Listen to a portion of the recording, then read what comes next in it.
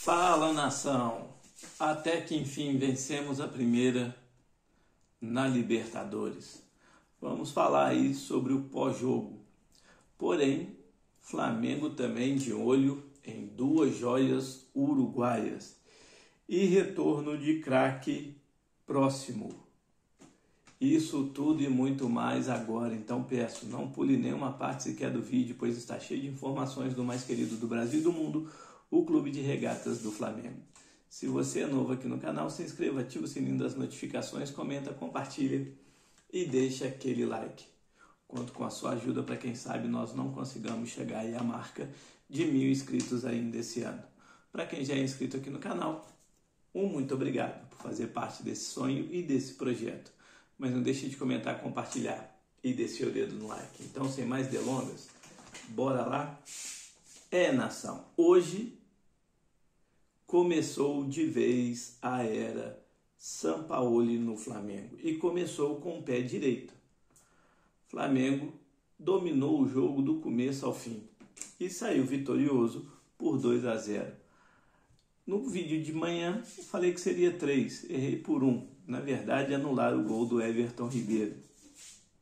Mas o Flamengo jogou bem, soube trabalhar a bola, soube agredir na hora que tinha que agredir, mas ainda está faltando alguma coisa. Mas é claro, a gente também não quer que o Carequinha já chega resolvendo tudo que tem que resolver. Não, mas para o primeiro jogo foi muito bom.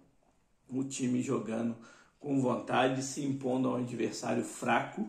Essa foi a grande virtude. O Flamengo, em momento algum, abaixou a guarda. E praticamente jogou o jogo inteiro no campo adversário. Então, assim, essa aí foi a grande virtude do Sampaoli. Vamos esperar aí que isso continue no decorrer da temporada daqui em diante, né? Vamos falar aí do time individual e depois falar do coletivo, o que aconteceu, o que surgiu aí de diferente com o Sampaoli e tudo mais. Santos, teve problema nenhum, nada. Bom, mas antes de começar a falar, vamos falar aí do esquema, né? 3-5-2, 3 zagueiros, 5 no meio do campo e 2 atacantes. Esse foi o esquema que o Sampaoli entrou aí, que deu resultado, né? Deu resultado. Será que vai ser jogado dessa maneira todos os jogos? Acredito que não, pois o Sampaoli é um estudioso. Mas ele hoje conseguiu tirar o suco dos jogadores, né? E o que mais interessou e mais chamou a atenção foi ele não parar um minuto sequer na beira do gramado, cobrando, fazendo com que os jogadores produzissem. Bom, mas vamos lá, vamos falar aí sobre o goleiro Santos. Nada produziu, né? Não foi exigido em momento algum, essa é a grande verdade. Um ou outro chegou próximo, mas não foi exigido. Marinho, como ala direita, não lateral direito, ala direita. Para mim, melhor partida dele com a camisa do Flamengo desde quando foi contratado. Buscou o jogo, deu profundidade, jogou a bola, soube tomar decisões certas e tudo mais. Teve, se não me engano, até os 20 primeiros minutos, todas as faltas do Flamengo foram em cima dele, a canseira que ele deu no seu marcador. Então, assim, o primeiro gol saiu numa cobrança de falta dele e ele jogou muito bem. Para mim, o melhor jogo do Marinho no campeonato, no Flamengo desde quando chegou. No esquema de 3 zagueiros, como dá liberdade para o ala apoiar, mas não deixando de fazer com que o ala volte, Fabrício Bruno foi quem cobriu Marinho e fez com maestria, sem nenhum problema. Davi Luiz sobrou, ficou na sobra e jogou bem também, pois assim, ganhou a maioria das jogadas, não inventou, não quis ser nada além de um zagueiro, né? Essa é a grande verdade. fez o arroz com feijão, e aí não tenho o que dizer. Léo Pereira, a mesma coisa do Fabrício Bruno, cobria o Ayrton Lucas e também fez muito bem. Davi Luiz saiu e deu entrada a Rodrigo Caio. Não participou muito do jogo, pois entrou no final porque o Davi Luiz sentiu a contusão. Vamos falar depois aí das substituições, das alterações que foram feitas, que aí depois saiu o Fabrício Bruno, né, e entrou o Everton Ribeiro, que a gente já vai falar aí no meio. Ayrton Lucas, hoje eu achei ele abaixo do que foi produzido. Eu acho que ele foi um pouco sem sintonia, por ter sendo o jogador mais regular. Hoje ele não foi tão bem, mas assim, não comprometeu também não, mas não teve aquele brilho que teve nas partidas anteriores. No meio, Vidal fez o arroz com feijão, conseguiu fazer o que foi colocado para fazer. Thiago Maia, a mesma coisa, trabalhou com segurança, soube como ajudar ali no meio de campo. Gerson dominou o meio de campo do Flamengo. Praticamente todas as bolas passavam no seu pé, né? E como já conhece o Jorge Sampaoli, ele sabe como funcionar. E o mais interessante, o Gerson hoje pisou mais na área adversária. Teve um momento lá que se ele trisca direito na bola, ele fazia o gol. Mas assim, gostei. Para mim também, melhor partida do Gerson desde quando ele voltou ao Flamengo esse ano, com segurança. Gabigol e Pedro, muita movimentação lá na frente, os dois procurando um ao outro e tudo mais.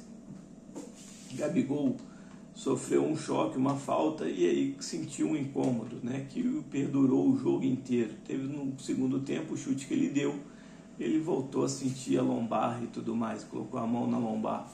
E o Pedro, que falar do Pedro? Ele fede gol, né? Essa é a grande verdade, ele fede gol. A bola procura ele está posicionado corretamente e tudo mais. Artilheiro do Flamengo com maestria. Fantástico. Para mim, o melhor jogador do Flamengo hoje em campo. Sem sombra de dúvida, né? Fede gol.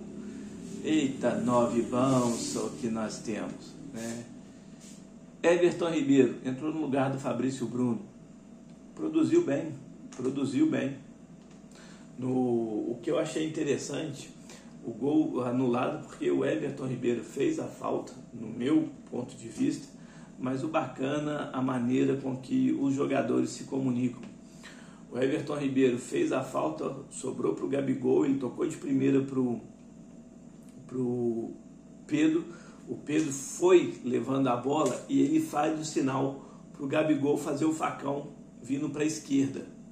Quando o Gabigol faz esse facão vindo para a esquerda, ele tira os dois zagueiros e o Pedro, com inteligência, volta para o Everton Ribeiro, que dá só um totozinho e faz o terceiro gol. Foi anulado e tinha que ser anulado mesmo por ter sido falta no início da jogada. Mas a jogada em si, a conclusão da jogada foi muito interessante. Os jogadores buscando a conversa, né, ali, resolver uma coisa ou outra. Everton Cebolinha sassaricou para um lado, sassaricou para o outro, mas muito individual. Abaixa muito a cabeça para executar a jogada. No lance, Pedro tocou para ele tinha que ter jogado a bola para frente, ele abaixou a cabeça e jogou atrás do Gabigol. Então, assim, muito abaixo também. Acho que ele hoje, que foi não que ele não tenha produzido, mas foi o que menos surtiu efeito na alteração. E o Matheus França entrou no finalzinho, da mesma maneira que o Rodrigo Caio, então não tem como avaliar. Mas no geral, para estreia do Sampaoli, que inclusive, né, manteve uma escrita das últimas 10 estreias em competição do Sampaoli, ele perdeu uma, né? Enérgico, e isso aí é o que esse time precisa, e ele já está deixando claro ali, fez um esquema ali, e por incrível que pareça, o buraco entre a zaga e o meio de campo, que era muito notório com o Vitor Pereira, esse buraco diminuiu. O time atacou muito bem e voltou defendendo muito bem. Pode dar a liga isso aí, esse esquema de 3-5-2, mas ele é um estudioso e ele estuda o adversário para montar o esquema de jogo, né? Mas para uma estreia de Libertadores dentro de casa, o time jogou muito bem. O Flamengo agora tem 3 pontos, como o Racing e o Alcas, porém os dois jogos se enfrentam amanhã na Argentina. O Flamengo tomou a 2ª posição, hoje é segundo lugar no grupo, com um saldo de gol positivo. Perdeu o primeiro por 2-1 e ganhou hoje 2-0. Então está com um gol positivo. Pedro e Marinho, ao meu ver, foi os melhores do Flamengo hoje. Bom, falando em melhores do Flamengo hoje, vamos mudar de assunto e vamos falar do nosso Georgian de Arrascaeta, o nosso craque uruguaio.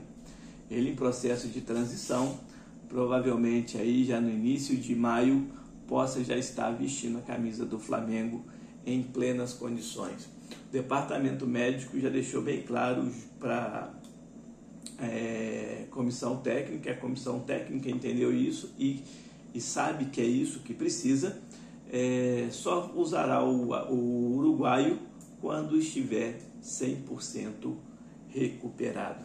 O jogo de hoje, só voltando a falar que eu esqueci de comentar, teve aí um público de quase 49 mil espectadores.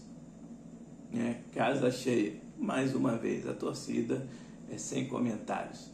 Flamengo em 2 últimos jogos, 5 gols e nenhum gol sofrido. Vamos, se Deus quiser, continuar nessa balada aí. E vamos falar aí que o Flamengo também está de olho em 2 joias uruguaias, que tá aqui, cadê o nome dos mocinhos? Do defensor do Uruguai. São eles Anderson Duarte e Matias Abaldo, ambos de 19 anos. O presidente da equipe de Montevideo, Alberto Ardi, confirmou o portal Uruguai Esporte 890 que o Flamengo demonstrou forte interesse nos 2 atletas. Ele falou inclusive que o Flamengo esteve muito perto de fechar com Anderson Duarte na última janela de transferência. Entretanto, não